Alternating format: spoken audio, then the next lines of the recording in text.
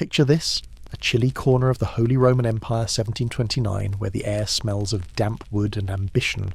You're in Stettin, a modest town buzzing with minor nobles who dream bigger than their purses allow. Here a girl named Sophie Frederica Augusta von Anhalt-Zerbst enters the world, born to a Prussian officer, and a mother with a tongue sharp enough to cut through courtly nonsense. Her family's noble, sure, but they're scraping by think-faded tapestries, not golden chandeliers. Sophie's no destined queen. No one's whispering prophecies over her cradle, but even as a kid she's got a spark, a mind that hums like a hive. She soaks up languages, devours books, and watches the adults with eyes like a hawk sizing up its next meal. Her mother's scheming for better marriage alliances, and Sophie. She's already learning how to wield that hunger, how to turn it into something dangerous. You can almost hear her thoughts, can't you? This world's small, but I'm not. By 14, she's poised, curious, and ready to outsmart the cold halls of Zerbst. Destiny's not calling yet, but Sophie's already listening. So dim, the lights let the fan hum and settle in because this girl's about to rewrite the script of an empire. Want to know how? Just keep listening. Imagine stepping off a creaking carriage into a land so vast it swallows your sense of scale. It's 1744 and you're Sophie now, 15, shivering in the Russian frost, your breath clouding the air like a secret. Russia's not just another country. It's a beast of an empire, all snow-dusted palaces and whispers of power. You've been summoned because Empress Elizabeth, childless and scheming, needs a bride for her nephew Peter, of Holstein-Gottorp, a German noble with a claim to the throne. Peter's supposed to be your future, but one look at him and you know, this guy's more boy than Tsar, obsessed with toy soldiers, not statecraft. The court's a maze of velvet and venom courtiers size you up, your German accent a liability, your Orthodox faith non-existent. But you don't flinch. You dive into Russian studying until your tongue twists into fluency. You trade Sophie for Catherine Alexievna, embracing orthodoxy with a convert's zeal. Your mother calls you too serious. The nobles mutter you're too quiet. They don't see you memorizing their weaknesses, noting Peter's childish tantrums. You're not just adapting, you're reshaping yourself into something this court can't ignore. The game's just begun, and you're already moving the pieces. Stick around because the board's about to flip. You're standing in a grand hall, the air thick with incense and the rustle of silk as the Russian court watches you wed Peter in 1745. The chandeliers glitter, but the mood's as cold as the Neva River in January. You're Catherine, now barely 16, draped in a gown that feels more like armour than finery. Peter's at your side, all gangly limbs and nervous smirks, more interested in his tin soldiers than the vows he's mumbling.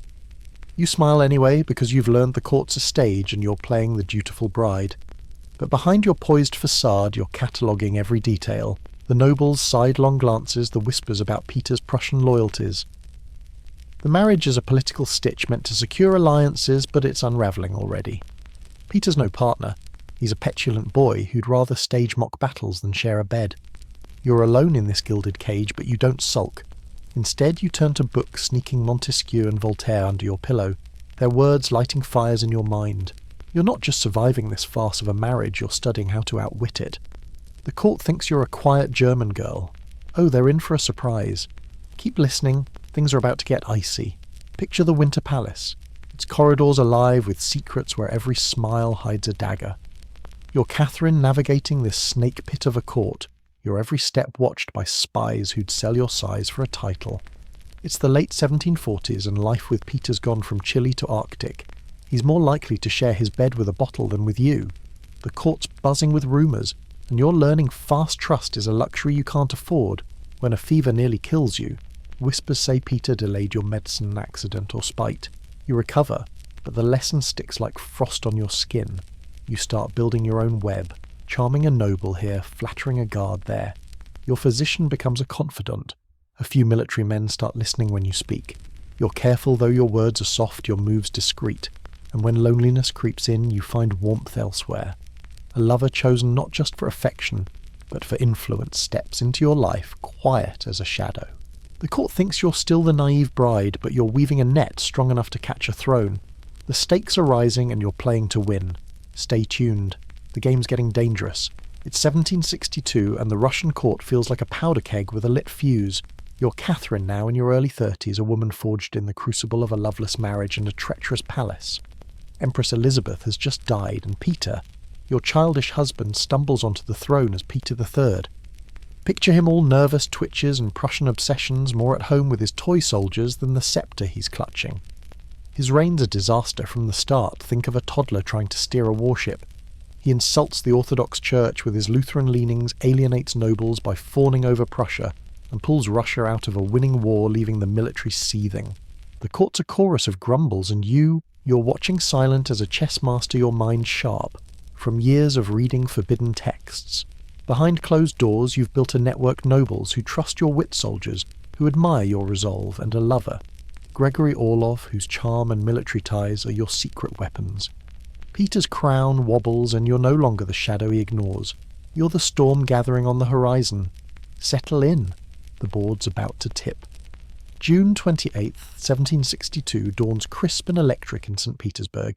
Your Catherine heart pounding but steady as you ride to the Izmailovsky regiment's barracks. Peter's off playing emperor, oblivious to the noose tightening around his reign. You've spent months whispering promises, securing oaths, and now it's time to move. Clad in a simple green uniform, you stand before the soldiers, your voice clear as a bell. I am your sovereign. The guards cheer, pledging loyalty, and like dominoes, nobles and clergy fall in line. You ride through the city, calm as a statue, the crowds roar, washing over you like a tide. No blood, no chaos, just a pivot of power, smooth as a dancer's turn. Peter flees his crown, slipping. Days later, he abdicates a broken man. Soon after he's dead, murdered maybe by your allies, though you'll never say it. He was no longer needed, you murmur when asked, your eyes betraying nothing. The throne is yours not by birth, but by will. The court kneels, but you know the real work's just begun. Keep listening. Ruling's harder than seizing. The summer of 1762 wraps St. Petersburg in a golden haze, but you're Catherine, and the weight of the crown feels heavier than the velvet robes you wear. You've just pulled off a coup smoother than a sleight-of-hand trick ousting Peter without spilling a drop of blood. The court's still buzzing, half in awe, half in fear, as you step into the role of empress. You're not just a foreign-born woman who snatched the throne, you're a force, and you know, image is everything. So you get to work quick as a seamstress, stitching a torn gown. You charm the nobles with banquets, toss coins to the soldiers, and kneel in Orthodox churches to show you're no Prussian interloper. Every move's calculated, a smile here, a decree there, all to cement your grip. You're not resting on the laurels of your coup, you're building a Russia that sees you as its saviour. The whispers of doubt still linger, though can a woman, an outsider, hold this fractious empire together? You're betting your life she can. Settle in, because this is where the real game starts. Picture yourself in a candlelit study, the air rich with the scent of ink and old leather. It's the mid-1760s, and you're Catherine, now Russia's empress, scribbling letters to Voltaire and Diderot while the palace hums outside. You're not just ruling, you're dreaming of a Russia reshaped by reason, inspired by the Enlightenment's bright ideas. You style yourself a philosopher queen, swapping witty notes with Europe's thinkers who praise you as a beacon of progress. In 1767, you summon a commission to draft a new legal code. Your Nakar's a bold document decrying torture and preaching equality before the law. It's a love letter to justice, and Europe eats it up, calling you visionary. But here's the rub. Russia's not a salon debate. Nobles cling to their serfs like misers to gold, and the clergy squawk at your secular ideas. The commission fizzles, and you ever the pragmatist shelve the grandest reforms to avoid a revolt. Still, you plant seeds, schools, theatres, a whisper of change. You're walking a tightrope, balancing ideals against the iron of power. Keep listening. This dance is far from over. Imagine St. Petersburg in the late 1760s, its streets alive with the clatter of carriages and the glow of new ideas. You're Catherine, Empress of Russia, and you're not just holding a throne, you're sculpting a legacy. The court's still whispering about your coup, but you're too busy pouring gold into culture to care. You found the Smolny Institute, Russia's first state-funded school for girls, where young noblewomen learn more than needlework they read. They think they shine. Theatres spring up like wildflowers, their stages buzzing with plays that make even dour nobles crack a smile. You open libraries, stock them with books that smell of fresh ink, and commission museums to house art that rivals Paris. St. Petersburg's transforming into a glittering hub, a city where ideas dance as freely as courtiers at a ball. You're not forcing this enlightenment. You're coaxing it, making Russia feel like Europe's equal, not its backwater cousin. Sure, the peasants are still toiling, but up here in the capital you're building a dream, one play, one school at a time. Stay with me, the spotlight's about to shift.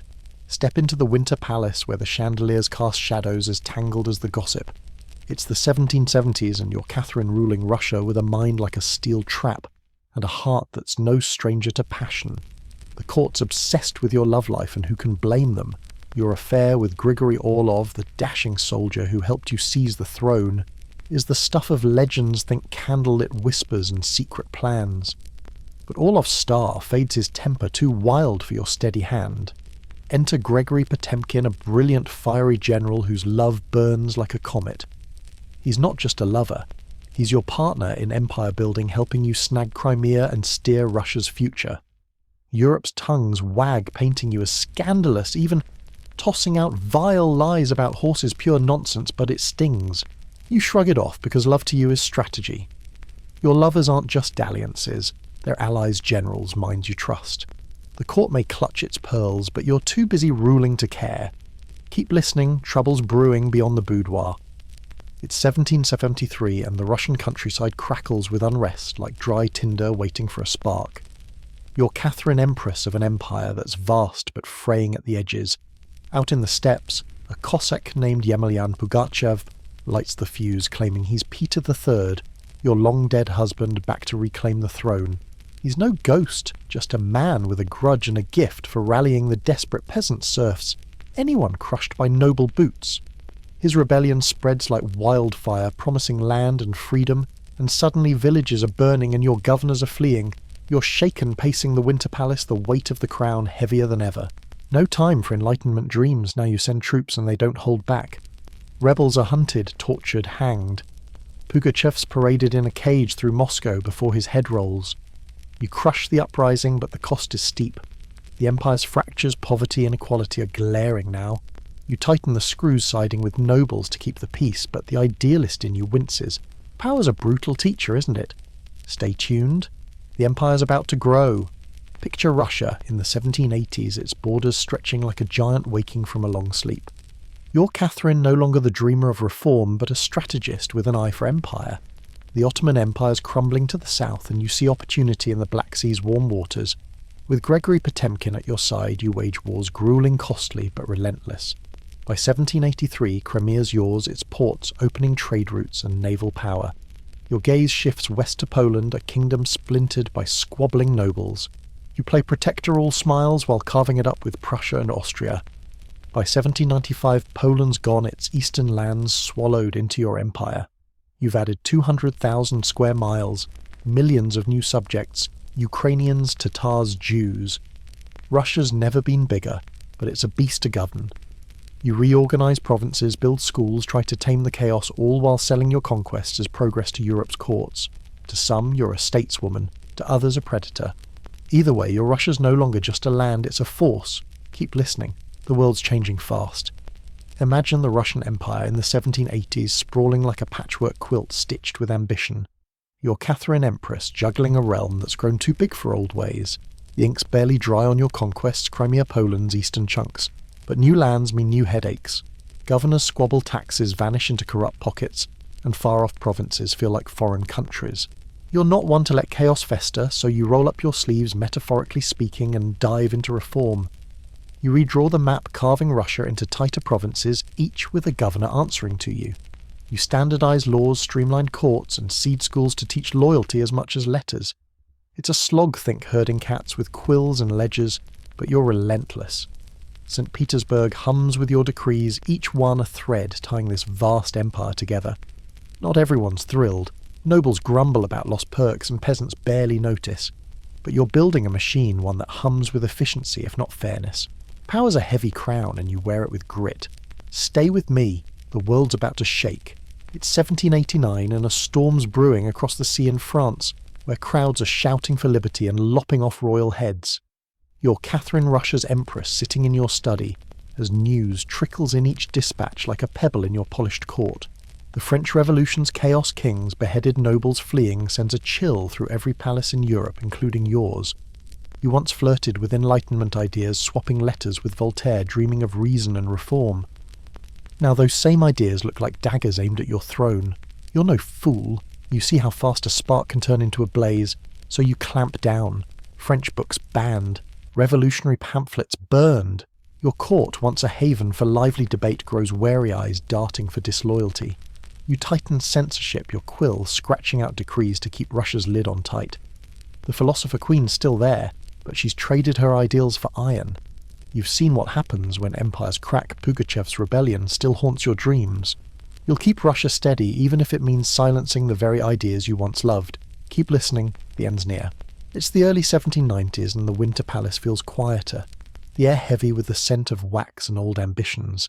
You're Catherine now in your 60s, your hair streaked with silver, but your mind still sharp as a blade. The empire hums under your rule, but the world's shifting faster than you'd like. The French Revolution's bloody echo keeps you up at night, making you wary of every radical whisper. Your court, once alive with ideas, feels like a fortress now guarded and suspicious. Then comes a deeper blow. Gregory Potemkin, your old flame and trusted ally, dies in 1791. His loss is like a door slamming shut, less romance, more the absence of a mind you trusted. You lean on younger favourites, charming, but no match for Potemkin's brilliance. Your son Paul is another thorn-impulsive, emotional, nothing like you. You are your grandson Alexander as a better heir, but time's running short. You keep ruling, signing decrees, reading reports, but there's a loneliness creeping in like frost on a window pane. You've built an empire, but at what cost? Stay with me. The final act's coming. November 1796, and the air in St. Petersburg carries a chill that bites deeper than winter. You're Catherine Empress for over 3 decades, sitting at your desk with unfinished reforms, scattered like fallen leaves. Your body's slowing, your knees creak like old floorboards, but your mind's still racing, plotting Russia's future. Then without warning, a stroke hits swift and merciless. You collapse the quill, slipping from your hand, and the world fades to black.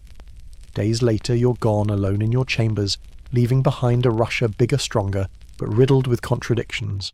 Your son Paul takes the throne, and his first act, undoing your work, spitefully burying you next to Peter, the husband you toppled. The court mourns, but it's a hollow show. Your shadow looms too large. Europe pauses, noting the fall of a woman who reshaped an empire. Your journals full of unspoken dreams lie silent.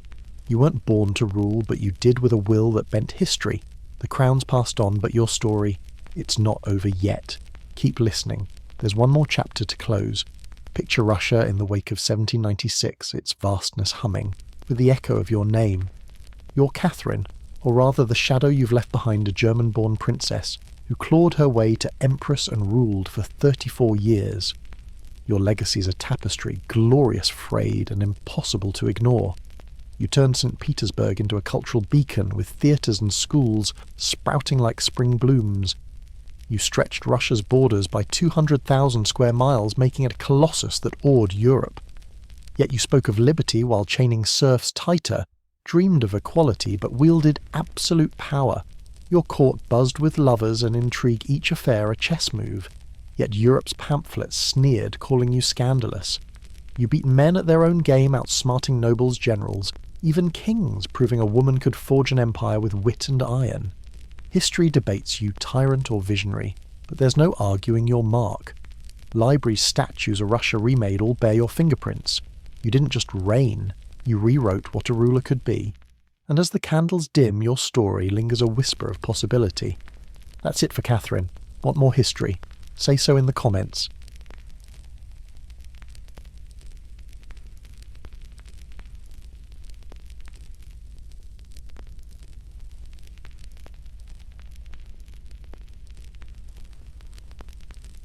Close your eyes and drift to a misty lake in what's now Colombia, centuries before the world knew it by that name.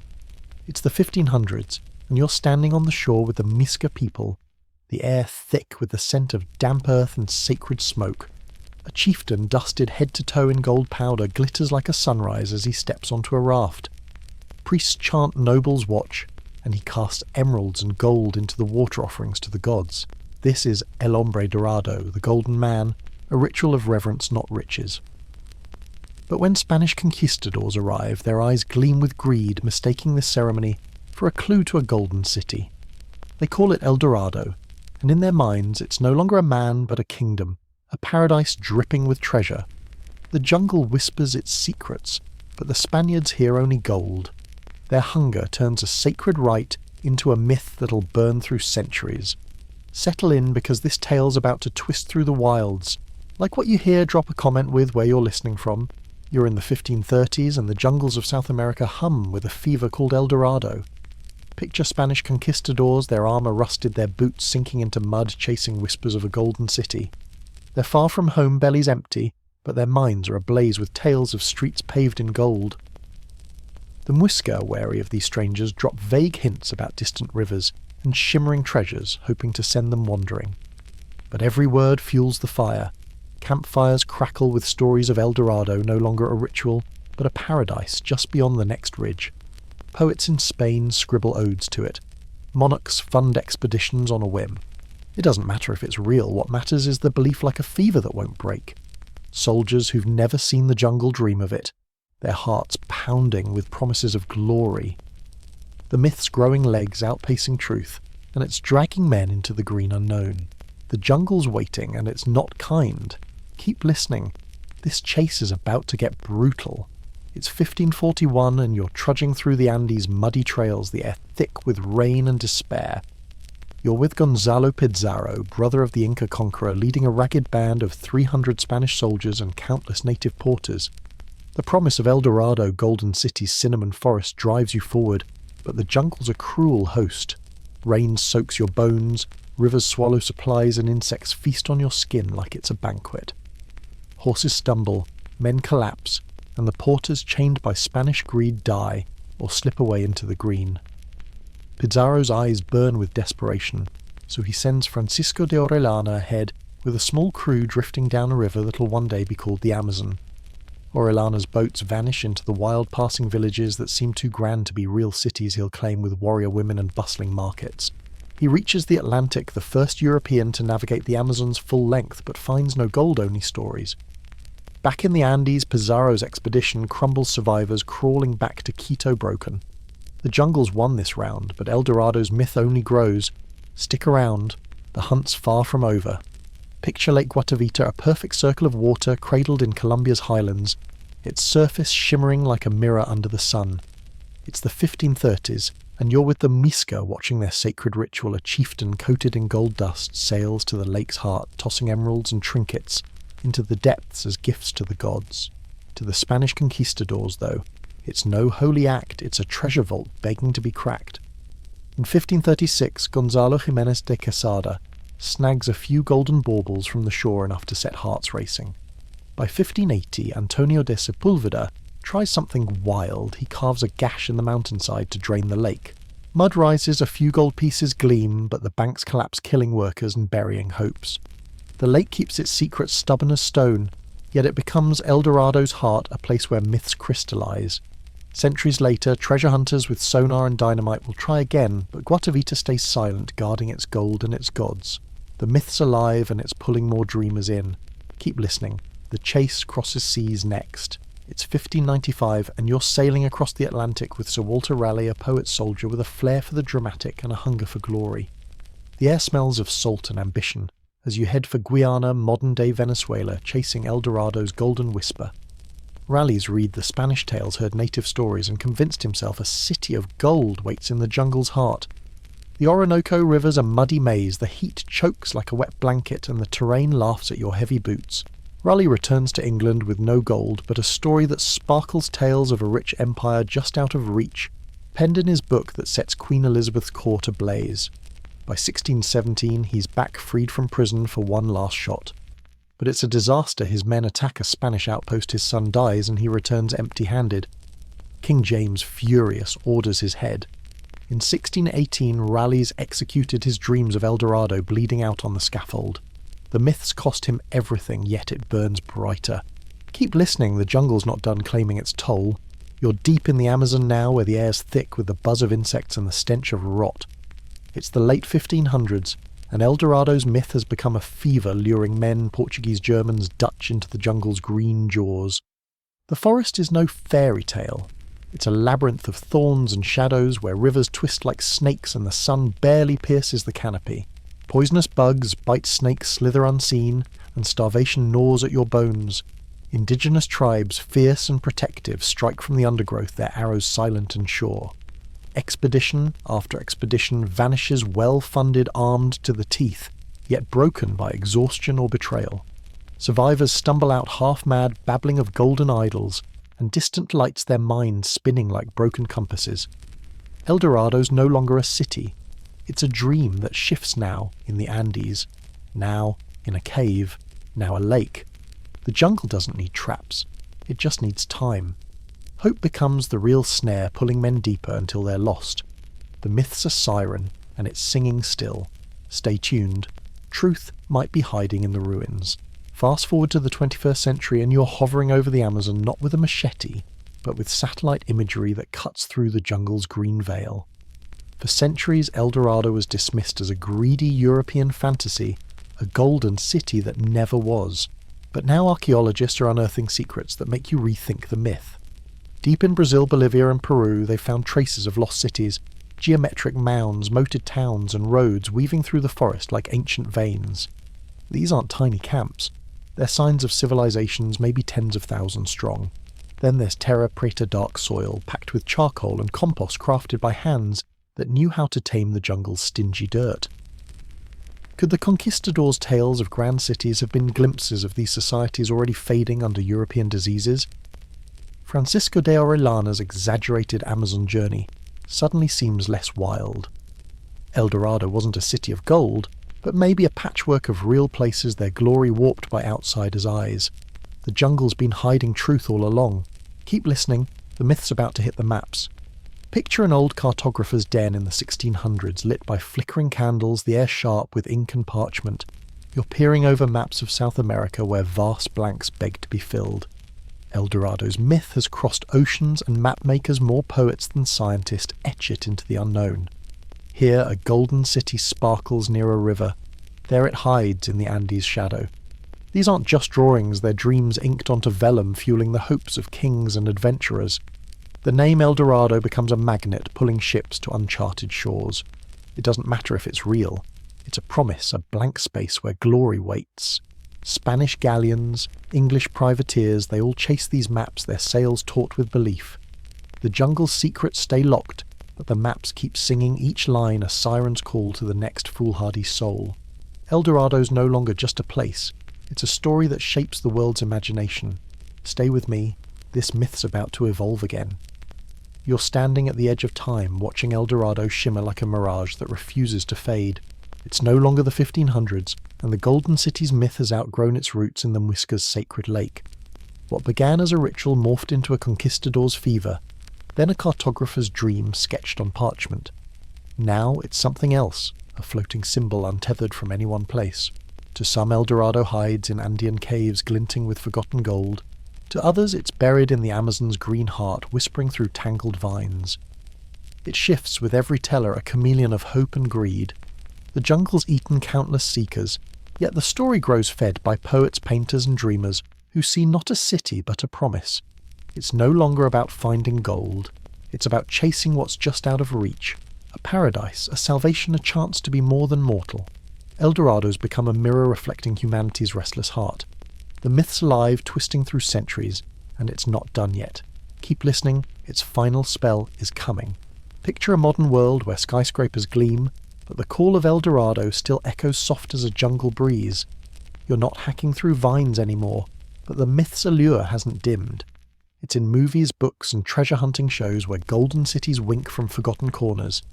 It's in the hearts of adventurers who scan satellite maps chasing whispers of lost worlds. El Dorado's no longer a place you can pin on a map, it's a feeling, a tug toward the impossible.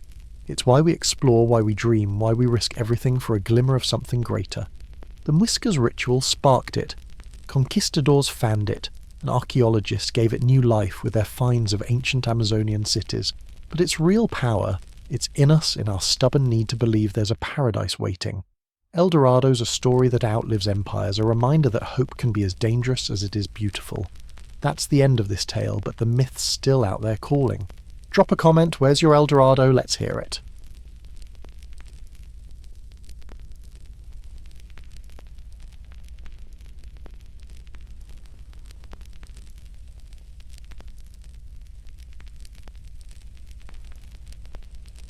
Imagine ancient Greece 776 BCE, where the air hums with the scent of olive groves and distant sea salt.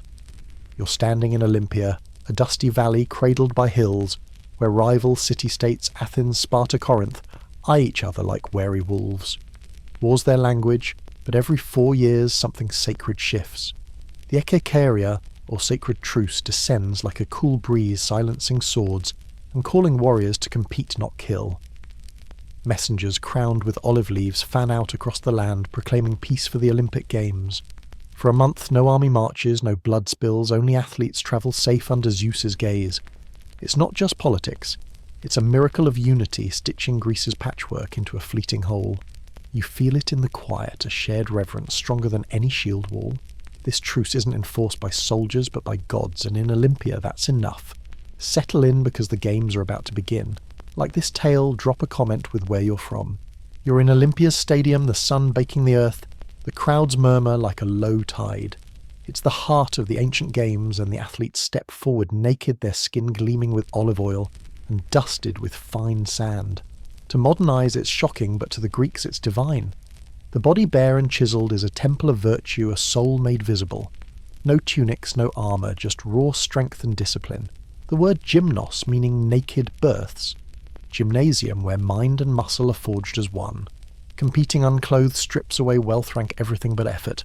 It's equality in the dust, a declaration I hide nothing. Shame lies in cheating, not nudity. Sculptures of runners and wrestlers carved in marble echo this reverence, as do the gods themselves, Apollo Heracles bare and heroic. Women though are barred, save for rare unmarried girls watching from the edges. This is a male ritual, sacred and fierce.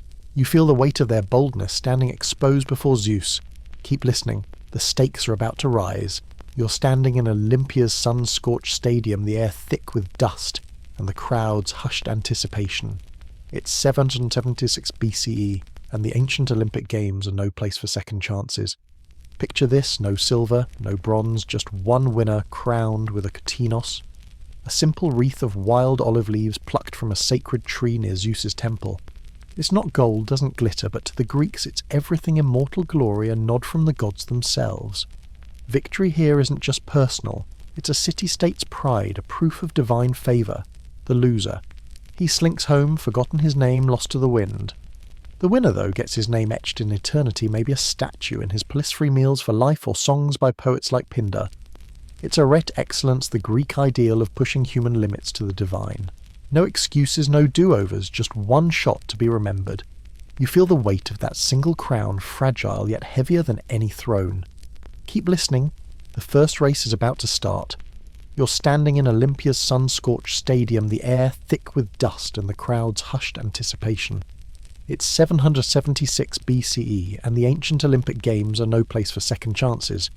Picture this, no silver, no bronze, just one winner crowned with a katinos, a simple wreath of wild olive leaves plucked from a sacred tree near Zeus's temple.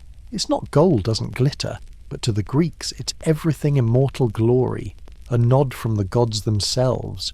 Victory here isn't just personal, it's a city-state's pride, a proof of divine favour. The loser. He slinks home, forgotten his name, lost to the wind.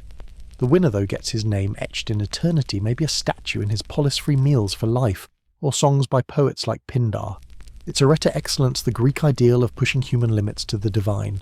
No excuses, no do-overs, just one shot to be remembered. You feel the weight of that single crown, fragile yet heavier than any throne. Keep listening, the first race is about to start. You're back in Olympia, the air buzzing with the scent of sweat and sacred fires, as the Olympic Games grow beyond that first sprint. It's the 7th century BCE, and the Greeks are piling on new challenges to test the body's limits. Picture the dolichos, a grueling long-distance run that leaves runners gasping, their feet pounding the earth like war drums. Then comes the pentathlon, discus, javelin, long jump wrestling, and a sprint demanding not just speed but strength and cunning. The pancration's next, a brutal mix of wrestling and boxing, where almost anything goes except biting or eye gouging. Men limp away bloodied, some don't walk at all, but a win makes you a legend. Chariot races roar into the hippodrome hooves, thundering wheels, splintering dust, choking the air. The crowd goes wild, though it's the horse owner, not the driver, who claims the olive crown status matters even here. Each event's a new verse in Olympia's hymn to human grit, sung under Zeus's gaze. The games are no longer just a race, they're a crucible. Keep listening. The divine's about to take centre stage. Step into Olympia's sacred heart where the air's thick with incense and the low bellow of oxen. It's the start of the games, and Zeus, king of the gods, looms over every move. You're at his altar, a mound of ash built from centuries of sacrifices as priests slaughter dozens of oxen their blood an offering to the divine. Athletes swear oaths in Zeus's temple hands on boar's flesh, vowing to compete with honour or face fines, beatings or banishment. Cheating's not just a foul, it's a sin against the gods, and bronze statues of Zeus at the stadium's gate name the guilty for all to see. The Hellenodikai judges in purple robes aren't just refs, they're priests trained for months to guard the game's sanctity. Inside the temple, a 40-foot statue of Zeus carved in ivory and gold by Phidias gazes down, a wonder of the world. Every sprint, every throw, every drop of sweat is worship, a dance for the god who rules the sky. You feel the weight of the divine here, heavy as the olive wreaths. Stay tuned. The game's edges are about to sharpen. You're in Olympia, where the stadium pulses with the roar of the crowd and the scent of olive oil. It's the height of the ancient games, but something's missing, women. Picture a world where married women are barred from even watching the penalty legend says being hurled off Mount Typean. This is Greece's patriarchal heart, where the nude male body, gleaming and disciplined, is a sacred offering to Zeus, a symbol of cosmic order. Women don't fit this script. The games are a male ritual, all strength and military glory, no place for wives or mothers. Yet there's a crack in the wall, unmarried girls can sometimes watch, and they have their own event, the Heraean Games, honouring Hera Zeus's wife. Young girls race in the same stadium, their short chitons, flapping hair unbound, chasing olive crowns. It's not the Olympics, though lesser, quieter, separate. One woman, Cyniska of Sparta, breaks through, winning as a chariot owner, but she never sees her victory. The games are sacred, male, untouchable. You feel the divide sharp as a blade. Keep listening. The stakes are about to climb. Imagine the streets of an ancient Greek polis alive with cheers as an Olympic victor returns. You're in Olympia, where every race is more than sport, it's politics in motion. Each athlete carries his city-state's honour, Athens, Sparta, Thebes, on his shoulders. A win isn't just personal, it's a boast to the world. Our people are stronger, our gods favour us. Victors are heroes, welcomed with open gate songs, and sometimes statues carved in their likeness. Poets like Pindar weave their names into odes paid for by proud cities. A champion might get free meals for life tax breaks, or a seat in the council not for speeches but for sweat. Wealthy elites fund athletes or breed horses for chariot races, knowing a win buys influence. Athens watches Sparta's tally. Sparta glares back. It's diplomacy without blood, a symbolic war where olive wreaths carry the weight of empires. You can feel the crowd's pride fierce as a wildfire as each victory reshapes rivalries. Stay tuned. The game's end is near. Picture Olympia in 393 CE, its stadium silent, the air heavy with dust and fading glory. You're witnessing the end of the ancient Olympic Games, snuffed out by Emperor Theodosius III, a Christian who sees their rituals as pagan relics. Temples are shuttered, altars smashed, and Zeus's sacred flame flickers out. The track where Kroibos once sprinted lies abandoned, nature creeping over the stones. Centuries pass and Olympia's ruins sleep under earth, its champions' names lost to all but a few dusty scrolls. But the spirit doesn't die. Fast forward to the 19th century, and archaeologists uncover Olympia's bones, columns, altars a whisper of arete. Baron Pierre de Coubertin catches the spark, dreaming of a modern games to unite nations. In 1896, Athens hosts the revival with a torch lit in Olympia's shadow, its flame carried by sunlight and hope. The 4-year cycle, the procession, the pursuit of excellence, they're back echoing the ancient rhythm. Today, the Olympic flame still travels, tying past to present a reminder that glory once kindled never truly fades. That's the end of Olympia's tale. Drop a comment. Where's this story reaching you?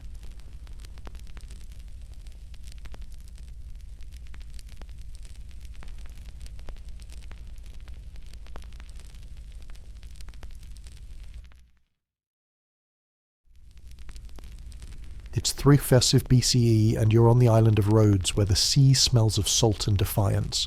The harbour's alive with the clink of ships, but a shadow looms Demetrius of Macedon, the besieger, with an army 1,000 strong. His warships crowd the horizon, his catapults gleam, and his 9-story siege tower, the Helepolis, rolls like a monster of myth. Rhodes, a small but proud naval city, stands in his path, allied with Egypt and refusing to kneel. Demetrius wants to crush them, but the Rhodians are clever.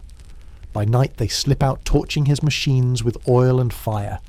They block supply routes using their rocky terrain like a shield. For nearly a year you feel the tension, walls trembling, citizens holding their breath. Then the Helepolis falters, set ablaze, and Demetrius retreats, leaving his war machines scattered like broken toys. Rhodes stands unbroken, its people scarred but fierce. From this victory they'll forge something greater than survival. Settle in, the story's about to shine. The dust of war settles in Rhodes, and you're standing amid the wreckage of Demetrius's siege, twisted bronze shattered catapults, testament to survival. It's 292 BCE, and the Rhodians don't want to just rebuild, they want to roar. They gather the enemy's abandoned metal, dreaming of a monument to their patron Helios, the sun god, whose rays bless their harbour. This won't be just a statue, it's a middle finger to every would-be conqueror. They call on Chares of Lindos, a sculptor with ambition as big as the island's pride. He envisions a colossus over 100 feet tall, forged from the very weapons meant to break them. Helios will stand not in a temple, but over the harbour, a guardian of bronze and stone, his gaze promising freedom. The Rhodians nod, their hearts swelling with defiance. This is more than art, it's their soul cast in metal, a vow that Rhodes will never bow. The work's just beginning, and it's going to be epic. Keep listening, something massive is rising. You're in Rhodes around 292 BCE, where the harbour hums with the clang of hammers and the acrid tang of molten bronze. The Rhodians are building their colossus, a statue of Helios, that'll scrape the sky at over 100 feet. Picture Chares of Lindos, the master sculptor, pacing the worksite, his eyes sharp as he directs a small army of craftsmen. They're melting down Demetrius's abandoned siege weapons, catapults armour into bronze plates, each one shaped to fit a skeleton of iron and stone.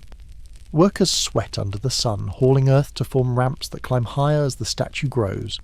Section by section, it rises first, the feet, then the legs, each joint locked tight weights, balanced like a dancer's poise. Helios takes shape, maybe one hand raised a torch or salute his crown spiked with sunbeams. It's slow grueling, taking 12 years, but every hammer strike is a shout of defiance. This isn't just engineering, it's Rhodes forging its soul into a wonder. Stay with me, this giant's about to change the world. It's 280 BCE, and you're sailing into Rhodes's harbour, the bronze colossus of Helios gleaming like a second sun. At 100 feet tall, it's not just a statue, it's the island's heartbeat. The Rhodians stand prouder now, their city no longer just a trade hub, but a beacon of resilience. Coins minted here bear Helios's radiant face traded across the Mediterranean, each one a whisper of their triumph. Travellers scribble awestruck notes about dawnlight dancing on the statue's skin, painting the harbour gold. Rhodes buzzes with new life, philosophers debate in the agora, sculptors carve lesser statues, and orators weave tales of the siege.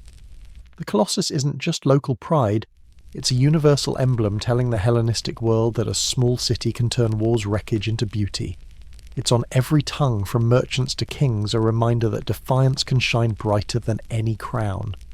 You feel the city's pulse fierce and unyielding as Helios watches over all. Keep listening, this wonder's time is short. It's 226 BCE, and you're in Rhodes when the ground heaves like a waking giant. The air fills with screams and the crack of stone as a massive earthquake tears through the island.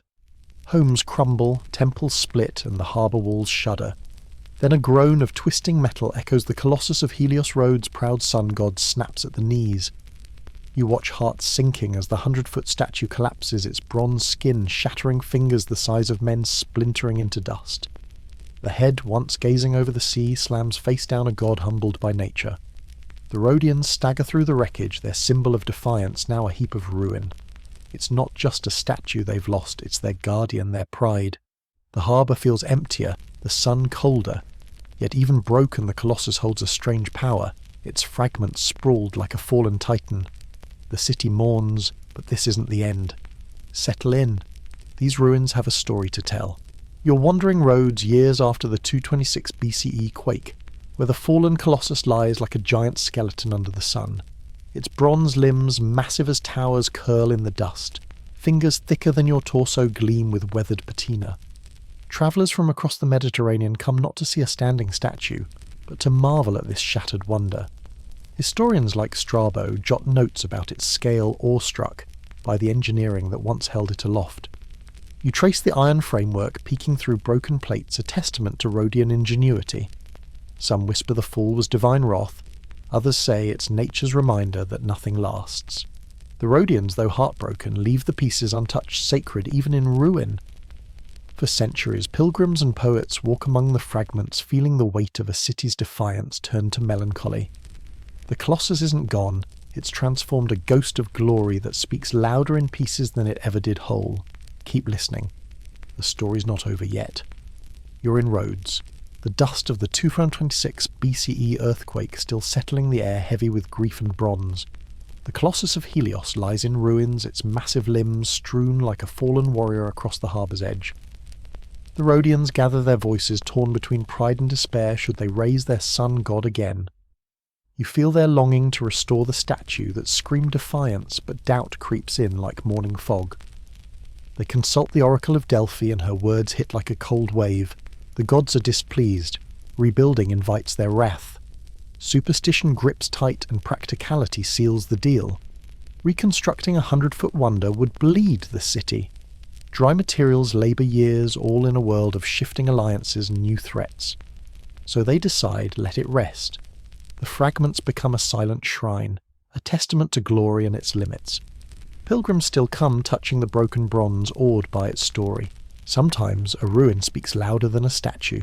Keep listening, the Colossus' final chapter awaits.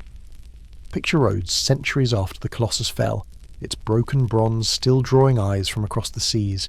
You're walking among the ruins where fingers longer than a man and ribs like ship hulls lie under the sun. For 800 years these fragments are a pilgrimage site, a wonder not for height, but for heart. Travellers like Strabo write of their awe, poets weave tales of a god brought low. The Rhodians guard the pieces sacred even in ruin, a reminder that strength can shine through defeat.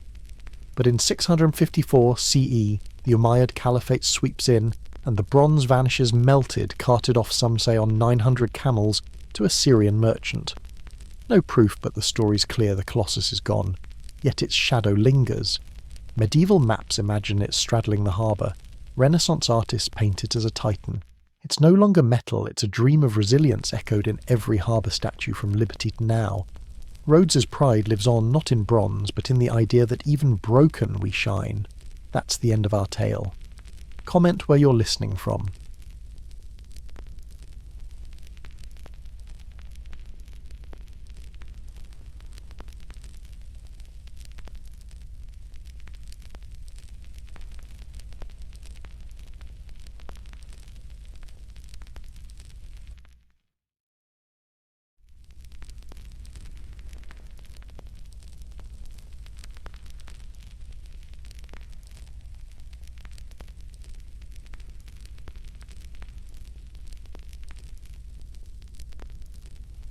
Picture this.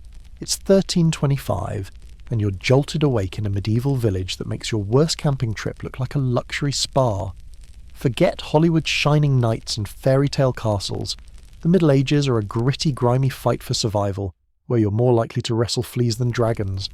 If you're cozy in bed right now, hit that like button and subscribe. Only if you're vibing with this journey, and drop a comment with where you're tuning in from and what time it is. It's wild to see who's joining us from across the globe. Now dim the lights, maybe flip on a fan for that soft hum, and let's dive into a world that'll make you kiss your Wi-Fi router in gratitude. You blink awake, sprawled on a straw mattress that's more bug than bed, the air thick with the stench of damp hay and last week's goat. It's not a bedroom, it's a wooden hut, one room for you, your family, a couple of chickens and an army of insects throwing a rave. The church bell clangs outside a relentless medieval alarm clock that doesn't care if you got 3 hours of sleep. Your blanket, a wool slab unwashed since the last king's coronation, weighs as much as a small pony caked with grime and regret. No memory foam, no fluffy pillows, just a scratchy pile of misery that smells like it was dragged through a barn because it was. You're 22, which is basically senior citizen status here, and your body's already filing complaints. Your spine creaks like a haunted gate, your knees crunch like a sack of gravel, and stretching feels like a personal attack.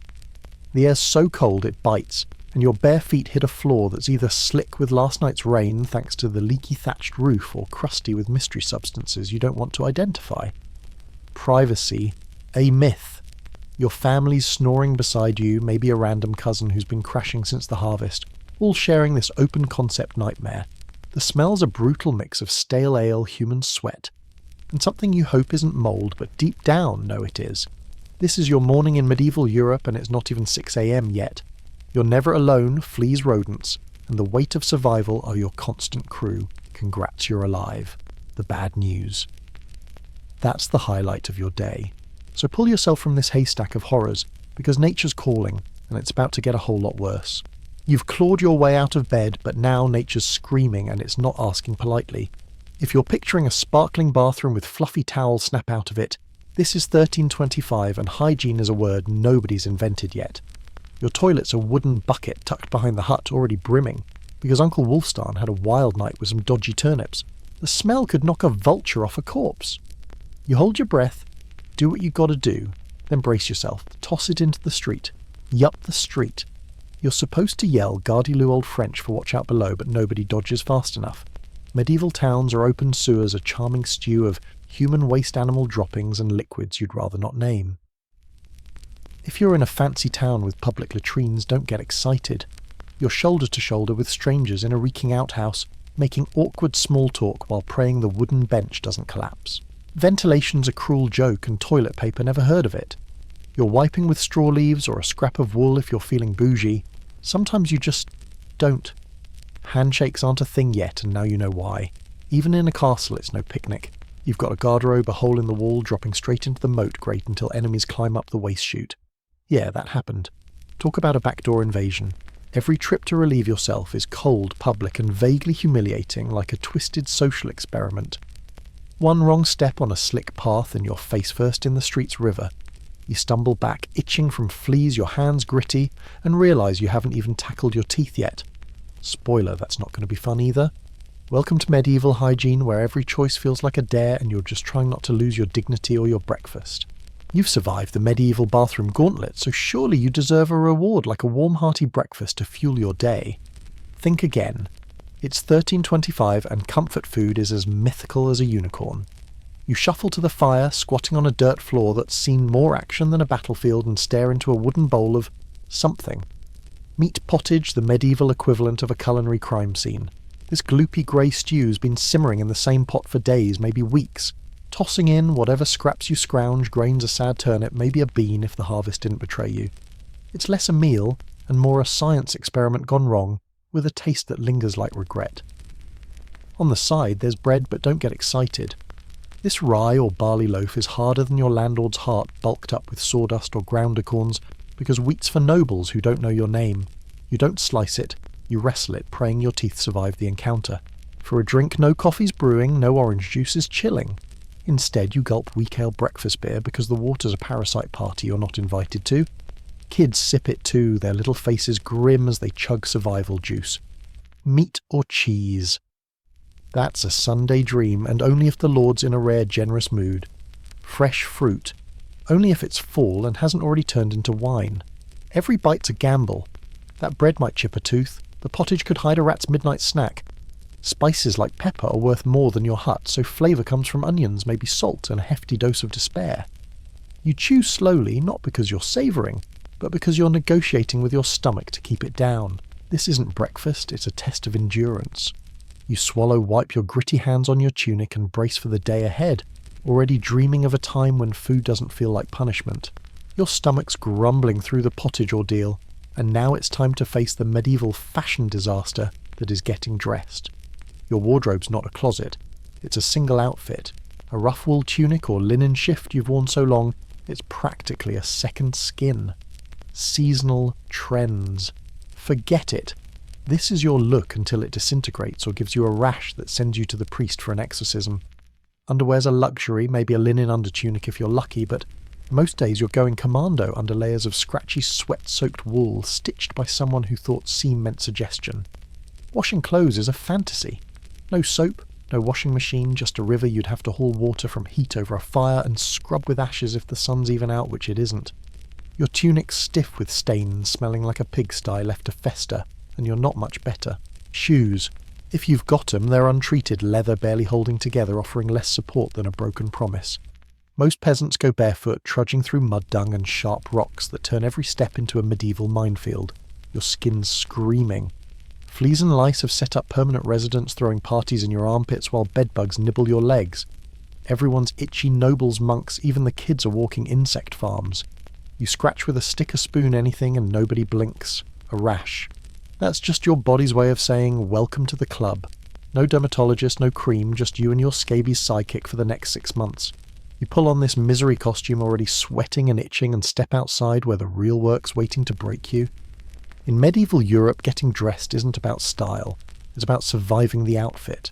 You've choked down your pottage and wrestled into your itchy tunic, but now it's time to face your morning smile or what's left of it. In 1325, oral hygiene is about as real as a dragon's dental plan. No toothbrush, no toothpaste, no floss, and definitely no minty mouthwash to save you from the battlefield that is your mouth. You might chew a twig or swish some vinegar if you're feeling fancy, but most days your teeth are on their own, and they're losing the war. By your mid-20s, your smile's more haunted crypt than Hollywood's sparkle with cavities carving out real estate and gums swollen like they're staging a revolt. That gritty rye bread and sticky pottage. They're not just food, they're tooth assassins leaving decay in their wake. Sugar's creeping into noble diets, rotting their teeth faster, but you're not spared fermented bread, and years of chewing hard loaves do the job slowly but surely. Toothaches are your new normal, a dull throb that feels like the weather always there, always miserable. Pain bad enough to make you consider yanking the offender yourself. That's not a joke. The local barber surgeon, yep, the same guy, hacking your hair, doubles as your dentist, wielding an iron hook by candlelight with all the finesse of a blacksmith. No anesthesia, just a prayer and a scream. An infected tooth isn't just pain, it's a death sentence waiting to happen. Without antibiotics, a bad molar can spiral into sepsis, turning a cavity into your funeral. Kissing. Good luck halitosis is the medieval perfume, and everyone's wearing it. Nobody's judging your smile, though. They're too busy sizing up your land or livestock. Your mouth's a wreck, and you've got no choice but to grit your rotting teeth and keep going. Because in medieval Europe, dental care isn't about prevention. It's about surviving the pain long enough to make it to lunch. Your teeth are throbbing, but there's no time to sulk-work's calling, and in 1325 it's a brutal master. If you're one of the 90% scraping by as a peasant, your job's simple: don't die while slaving for a lord who wouldn't pick you out of a lineup. No office, no coffee breaks, just sunrise to sunset labour 6 days a week. Sundays off, unless the harvest's late, or your toes turning black from an infection you can't afford to care about. Your tools: a splintery wooden hoe, a rusty sickle, and whatever's left of your spine. You're ploughing fields by hand, or if you're rich, with an ox that's as stubborn as the mud you're knee-deep in. You dig ditches, sow seeds, pull weeds, and haul water until your back's screaming and your hands are raw. Tired. Nobody cares. Mental health day. That's a fever dream. If you're a woman, you're not just in the fields, you're cooking, cleaning, spinning wool, and dodging your husband's lice while keeping the kids alive. Kids, they're working by age 5, clutching tiny rakes and dreaming of not catching the flu. Not a farmer. Maybe you're a blacksmith or tanner, choking on smoke or animal guts in a shed that's one spark away from a fireball. Pay barely enough to eat. Perks, blisters, and the occasional near-death experience. Break a bone, tough luck, fever. Chug some warm ale and keep swinging. Stop working, and you don't eat. Medieval Europe's got no safety net, just a quick replacement if you keel over. You grip your shovel, ignore the pain shooting up your arm, and keep digging, because this isn't a career. It's a slow-motion fight to stay alive. The sun's climbing, and the fields don't care about your dreams. In this world, labour isn't a choice. It's the only thing keeping you from the grave. You've barely survived the morning's labour, your hands blistered and your back begging for mercy. But now the medieval weather's here to remind you who's really in charge. In 1325 there's no thermostat, no insulation. Just a world where the sky seems personally offended by your existence. Winter's a beast. Your hut's wooden walls have gaps wide enough to toss a chicken through, and the cloth windows let in more frost than light. The hearth's fire is a sad flicker, because firewood's worth more than your weekly wages, and stealing a stick from the Lord's forest could get you hanged. You huddle under your grimy wool tunic, breath fogging, nose frozen, and fingers stiff as icicles, wondering if your toes will survive until spring. Summer's no better. It turns your hut into a sweaty clay oven. No fans, no breeze, just you baking in layers of wool you can't peel off without scandalising the village or inviting a swarm of flies. The sun's relentless and there's no sunscreen